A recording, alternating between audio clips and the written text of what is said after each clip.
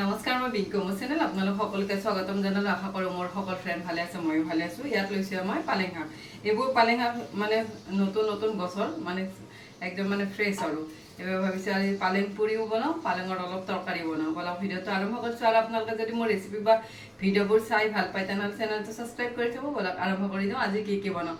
আৰু আমাৰ ইয়াত কিন্তু ৰ'দ দিলে, এতিয়া কিন্তু বেছি দেৰি হোৱা নাই, এতিয়া 7:10 মান হ'ল। ৰাতিপুৱাই বাবুক টিফিনতো দিম, বাবুৰ ব্ৰেকফাষ্টতো দিম। আৰু আপোনালোকে যদি এনেকুৱা ব্ৰেকফাষ্ট মানে ল'ৰা ছোৱালীক দিব বিচাৰে, এইবোৰ কিন্তু টিফিনত দিবও পাৰে আৰু হেল্ডি ব্ৰেকফাষ্টো হয় আৰু টিফিন বক্সৰ বাবেও ভাল ৰেচিপি এইবোৰ। কাৰণ ইয়াত লৈছোঁ মই পালেং শাকখিনি ভালদৰে ধুই লৈছোঁ। ইয়াত লৈছোঁ এটা কেৰাহী, ইয়াত দিছোঁ অলপমান পানী, ইয়াত দিছোঁ অলপ পালেং শাক, এইফালে মই পালেং শাকখিনি 5 মিনিটমান ভাপ দিলোঁ। আৰু এইফালে মই আধা পালেং শাক লৈ লৈছোঁ, ইয়াৰে তৰকাৰী বনাই দিম আলুৰ লগত। এয়া মই পালেং শাকখিনি কিন্তু নিমখ পানীৰ আগতে ধুই লৈছোঁ, ধুই এইখিনি কাটি ল'ম। আৰু এইবোৰ চব ফ্ৰেছ পালেং শাক।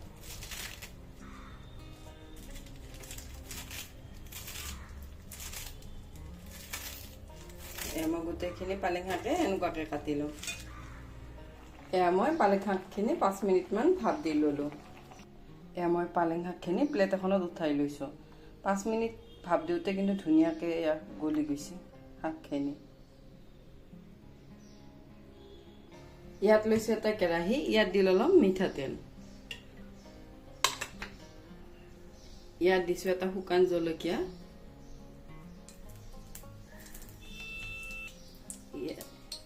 ইয়াত দিছোঁ পিঁয়াজ,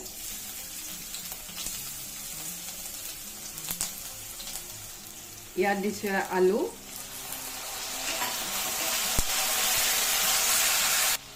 ইয়াত দিছোঁ বিলাহী,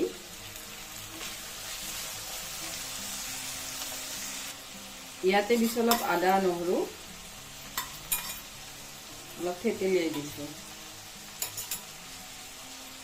ইয়াতে দিলোঁ শাকখিনি।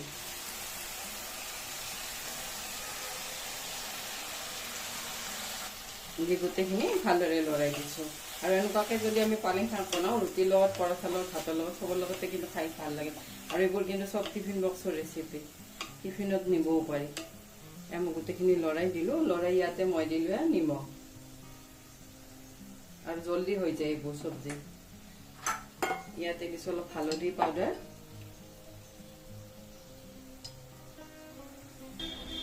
দি গোটেইখিনি আকৌ অলপ লৰাই দিম। আৰু এইবোৰ জলদি হোৱা চব্জি মই গোটেইখিনি লৰাই দিলোঁ। ইয়াত আৰু মই বেলেগ মছলা নিদিওঁ। মই এইখিনি ঢাকি দিম যেতিয়ালৈ গোটেইখিনি চব্জি মোৰ সিদ্ধ নহয়।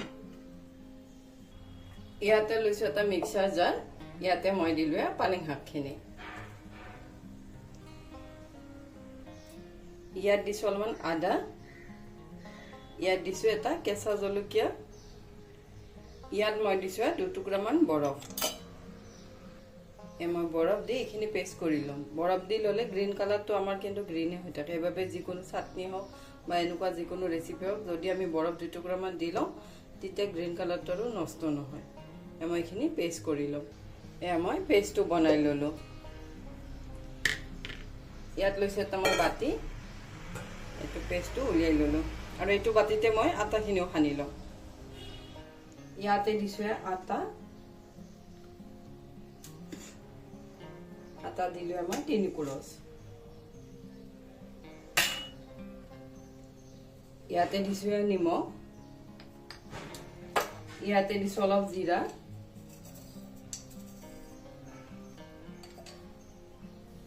ইয়াতে দিছোঁ 2 চামুচ চুজি,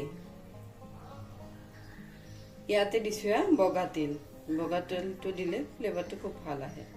দি গোটেইখিনি ভালদৰে মিক্স কৰি লৈছোঁ।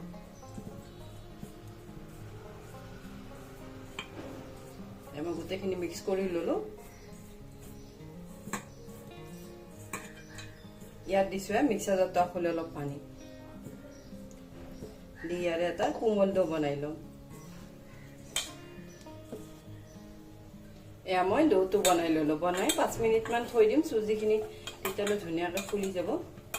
এনেকুৱাকৈ বনাই ল'লোঁ মই ঢাকি থৈ দিছোঁ মই গোটেইখিনি ভালদৰে লৰাই দিলোঁ আৰু ধুনীয়াকৈ সিদ্ধও হৈ দিছে গোটেইখিনি ইয়াতে দিছোঁ ধনিয়া পাত অলপ বেছিকৈ দিছোঁ মোৰ ৰেডি হৈ গ'ল পালেং শাকৰ তৰকাৰী আৰু এনেকুৱাকৈ বনালে খুব ইজিকৈ হৈ যায় ৰেডি হৈ গ'ল মই বাতিটোত উলিয়াই লৈছোঁ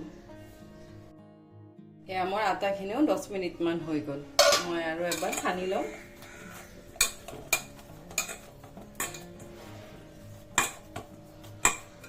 মই গোটেইখিনি এনেকুৱাকৈ সানি ল'লোঁ আৰু এবাৰ লৈ ইয়াৰে সৰু সৰুকৈ বল বনাম ইয়াৰ কিন্তু পৰঠা বনাব পাৰি মই আজি পুৰি বনাই দিম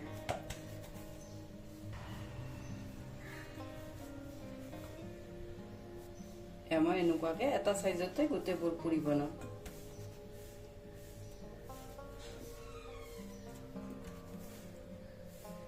মই গোটেইকেইটা বলে বনাই ল'লোঁ ইয়াত লৈছোঁ এখন বেলনা ইয়াত অলপ মই ৰিফাইন তেল দি ল'লোঁ বলটোত লৈ এনেকুৱাকৈ বেলিম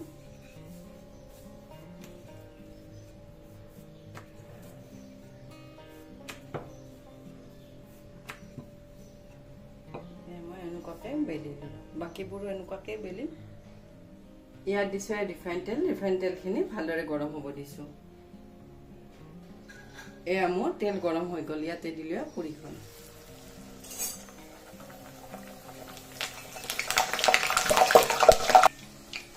মই এনেকুৱাকৈ গোটেইখিনি পুৰিয়ে ভাজিম এখন পুৰি ধুনীয়াকৈ ফুলি উঠছে আৰু গৰম তেলত দিলে কিন্তু ফুলি উঠে পুৰিবোৰ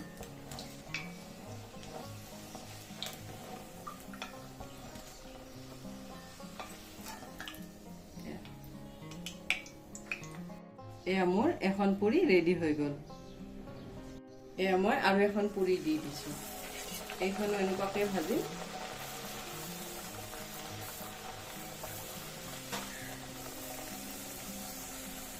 মোৰ এখন পুৰিও ভাজা হৈ গ'ল আৰু গৰম তেলত দিলে গোটেইবোৰ পুৰিয়ে কিন্তু ধুনীয়াকৈ ফুলে আৰু চুজি দিয়াৰ বাবে অলপ ক্ৰিস্পিও হয় মোৰ এইখনো ৰেডি হৈ গ'ল মই গোটেইখিনি পুৰিয়ে এনেকুৱাকৈ ভাজি ল'লোঁ আৰু চুজি দিয়াৰ বাবে ধুনীয়া ক্ৰিস্পি হয় আৰু ধুনীয়াকৈ কিন্তু ফুলে পুৰি ৰেডি হৈ গ'ল ইয়াত মই লৈছোঁ এখন বগা প্লেট ইয়াতে দিলোঁ পুৰি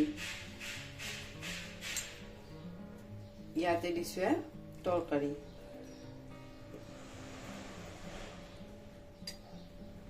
ইয়াত দিলোঁ দৈ আৰু গুড় ব্ৰেকফাষ্ট ৰেডি হৈ গ'ল চবেই গ'ল যোৱাৰ পিছতে মই ভাবিলোঁ এইবোৰৰ অলপ চাটনি বনাই থৈ দিম ইয়াত আছে পুদিনা পাত অলপ আছে ধনিয়া পাত এইবোৰৰ চাটনি বনাই থৈ দিলে ৰাতিপুৱা কিন্তু ব্ৰেকফাষ্টৰ বাবে খুব সুবিধা হয় আৰু যিকোনো বস্তু বনাওঁতে খুব ভাল হয় মানে জলদি যদি চাটনি থাকে তেতিয়াহ'লে চেণ্ডউইচো বনাই দিব পাৰি গধূলি সময়ত হওক বা ৰাতিপুৱাৰ ব্ৰেকফাষ্টত হওক কেতিয়াবা কিন্তু ডিনাৰতো চেণ্ডউইচ খাই ভাল লাগে আজি মই এইবোৰৰ চব চাটনি বনাই থৈ দিম আৰু এইবোৰৰ ৰেচিপি আপোনালোকৰ লগত শ্বেয়াৰ নকৰোঁ কাৰণ এইবোৰৰ ৰেচিপি মোৰ চেনেলত বহুত বাৰ দিয়া আছে আৰু আজি ৰেচিপিকেইটা আপোনালোকে কেনেকুৱা পালে আৰু এনেকুৱা সহজ ৰেচিপিৰ বাবে মোৰ কিন্তু চেনেলটো আপোনালোকে ছাবস্ক্ৰাইব কৰি থ'ব আজিৰ বাবে আহোঁ থেংক ইউ বাই